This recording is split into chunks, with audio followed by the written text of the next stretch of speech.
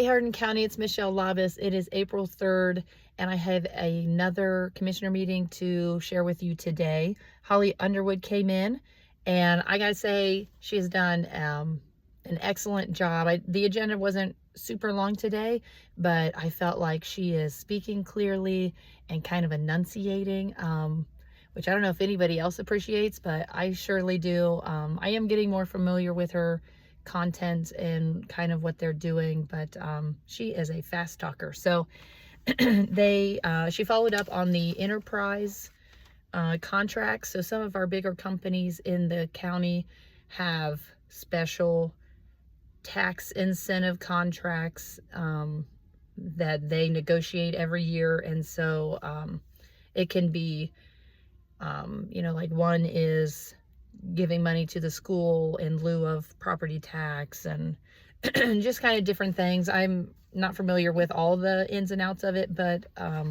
it's something that they can work together on, and the state reporting for that is done. She did get a compliment. I don't remember who the compliment was from, that I don't know if they attended the meeting. There was something, and they were going through and reviewing these enterprise zones, and the lady was like, hey, you guys do a really great job, very smooth, it's very productive, and they were going to share it with somebody else, and kind of the model that they use. And so that's kind of a cool feeling to be praised for something that's just as simple as being effective in these meetings. So good for you guys for running a good meeting. She did mention, which she's mentioned before, this time it was much more confident that there is an existing business that is going to be expanding, and so they would want to have an addition to their enterprise contract when that expansion comes out. So that'll be kind of exciting to hear who that is and what they're going to be expanding into.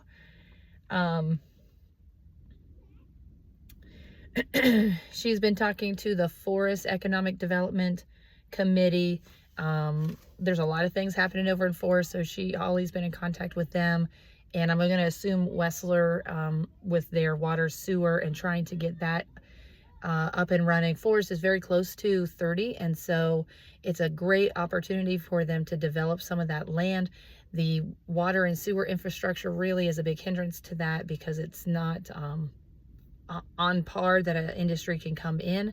And so trying to work out what they can do as they're in the process of fixing their infrastructure to entice these companies to come in. Because of course, if a company comes in and ties in to your system, that is more money in the pot to play with. And so it makes a big difference when you're looking at long-term plans. And so that'll be kind of exciting. She talked with Prosperity Summit on the agricultural sector, and so they're kind of putting this together. She's already had sponsors to come, so it's kind of industry related to ag, so she's already had sponsors come together to support that, and so they're going to put that together, which is pretty exciting, because we are a farming community and we want to stay farming. And I would love to see an agenda where we keep farming local, and which I know, that's a personal choice, but still to be able to incentivize local people to keep our local land would be amazing. So they're going to start that up. And she talked to the Greater Lima region, which is 8 counties kind of surrounding us, and it's funded. Now, see, like all these things, I remember her talking in these other ones, and until you kind of get down into like what it actually is and the structure of it, it's hard to carry it over month to month. So maybe we'll have to see if we can sit down with Holly at some point and just get a better understanding. So when I'm reporting it to you, I have some of that background to share with you. So anyways, it is funded by industry out there, and they're wanting to sorry about my cough. They're wanting to revitalize this group and meet quarterly so that we can all be kind of working together and helping each other, especially with all this industry coming back to America. We want to be ready and willing to receive it. So I think that's wonderful. So they lost Stegman down at their Alliance business down there, and so Holly's been kind of taking that over. She met with the downtown team historical committee, and that they had a speaker come in, OMH and the city of Kenton, an update on their downtown. She's also working on Eats on the Street, and they're also working with their 5-year strategic plan. They're getting Joe on board to kind of understand how that works and how he and the commissioners can support economic development through the Alliance. They're going to meet on the 11th to finalize that. And she also mentioned kind of having a roadmap for their jobs. So they've got several positions down there, and making sure that the positions are working effectively together to complement one another, type of thing. That's my editorial on the roadmap for the jobs. She did say something about Deb Phillips. She always does a great job, and she's continuing to work the rolling loan fund that they had with kitchens. You know, I'm sure everybody's aware of that debacle. That did come back, and he was convicted. That was in the paper, and so I haven't heard how much of that money we will recover. Maybe it's something that I'll look into finding out, but hopefully that's kind of coming to an end. I had heard rumblings that somebody else was interested. Maybe that new, the new expansion project, maybe they are the ones that were looking at the rolling loan again, but somebody was looking at that. Yeah, and so they're looking at the architectural review board and kind of revitalizing that for like the downtown when they're putting in the streetscape downtown. You want to make sure that you have, because it is historic, that you are putting in the right materials and using the right designs and kinds of things. And so they're kind of bringing that back up to par.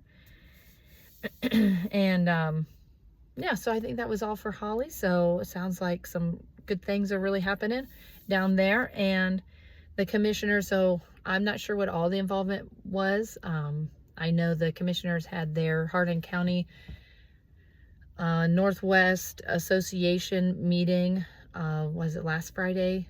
And they said it went really, really well. I know Deb and Holly in some capacity had helped with that. And, you know, they said the flow was really great. They really enjoyed the Wilson factory tour. And so it's good that the other county commissioners had a great experience here in Hardin County. So Dion from the health department came in. So for their reporting, they did get their first subsidy payment, and I don't know if that's a workforce grant or maybe that's just the state subsidy. It was $88,000, so their balance is $270,864. They are working diligently on hiring a DON so that we can be in compliance there. Even if we are in compliance with the DON, we're still going to have a hurdle to get accreditation. So that's going to be the next big thing. They really should be working on it right now. They're not, because they are putting their efforts into other places, kind of because you have to. But the word on the street is that even if we are fully staffed, you know, we have our ORC required staff, the requirements for accreditation are so far beyond what we're capable of achieving that even if we try, we're not going to get accreditation. So I'm not sure how that's going to pan out, but we're keeping an eye on it, and we'll be continuing to follow the health board in their meetings. You know, of course, we have this measles outbreak that is going around. There's some cases down in Ashtabula. There was a case over in Allen County, so they're kind of watching that, making sure it doesn't come to Hardin County. You know, I know there's a vaccine for measles, but also measles is kind of a childhood disease. And so it's something that, yes, you have to stay home, but something that is historically has been in our society. So, if you have questions, call up to the health department. They'll be able to answer any questions about the outbreak that you might have. And so, anyways, no need to panic, but they're just kind of letting us know that it is around and they're keeping an eye on it. They got all their stuff out of Hardin Hills, and there are a couple filing cabinets up in the attic of the courthouse and a couple boxes that they need help to get down, and they're going to put that into their office, and their office is already cramped over there. And so I'm not sure where they're putting all this stuff, but they are putting it somewhere. They had a DAC meeting, which, you know me, I'm a little bit of a stickler. Supposedly the meeting was supposed to be in the Kenton paper. It did not get put in the Kenton paper, so technically it was an illegal meeting because it wasn't notified, unless you got an email of the meeting. We didn't know about the meeting, and so I will report on that at some point.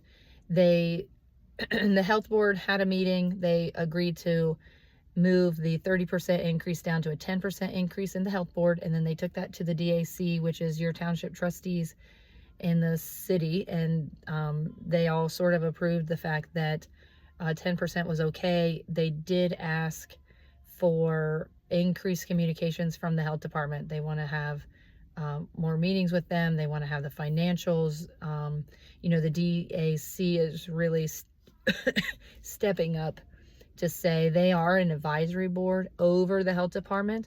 And so even though they don't make policies and they don't have direct control, they do have a lot of advisory control. And so they need to be looking after them in that respect. And so, good for the DAC. We will be looking forward to, more communications that way. So, yeah, so I think that, the other thing about the Fair Board meeting last night was that there is a generator down there at the community building because it's kind of an emergency shelter. And, there was some question at the Fair Board meeting as far as it needs repairs. It needs $500 worth of repairs, and the Fair Board was okay fixing that, but it's not really their generator, and they're not really mandated to have it. It's a kind of community service. And so I felt like the Fair Board was asking for somebody to take responsibility for this generator, because to replace it, you're looking at like $50,000, $70,000 to replace this generator. And so they kind of discussed that. And then today Joe brought it up in the meeting, and it sounded like from Joe that he is asking, hey, the Fair Board is going to cover the $500 because the health department's in a pinch, but he's asking the health department to gift the generator over to the Fair Board so that it is now their generator, and then they can actually do the repairs and upkeep on it. But at the same time, I just question if it's a required service. Does the Fair Board want to take on the responsibility of replacing it? I think they got it on a grant before, and so maybe they can get another grant if it goes out of service. So anyways, it was just a little flip-flop from the one meeting to the other meeting of what the actual intent was on the ownership of the generator. So there it is. Brenda Rainsberg came in, which congratulations to her. She's got 40 years up at the recorder's office, and she said she's got no plans of leaving. She loves her job. And she just basically came in really quick asking for a cloud search renewal. So when they search their records and all the things, that's a service. And the bill is kind of due right now, and she hasn't accumulated enough money in that pool to pay the bill, and so she's short $5,000. And so just asking for an advance. She'll be able to pay it off in the next 3 and 4 months. So all right, so the last thing that was on the agenda today was the engineer's material bid opening. So there's a lot of road work that the engineers will be going now that the weather is getting warmer. And so I'm assuming that it's them getting like a standard price on their materials, the asphalt and the tar and those kinds of things. And so I did not stay around for that because it's pretty generalized, and it was the last thing. I had other things that I went and worked on today that I will be making videos about later, and so you can be ready for those. So that is all for today. I have a video that I'm going to make of some meetings that I missed, but other than that, I hope you guys are doing well. Talk to you later.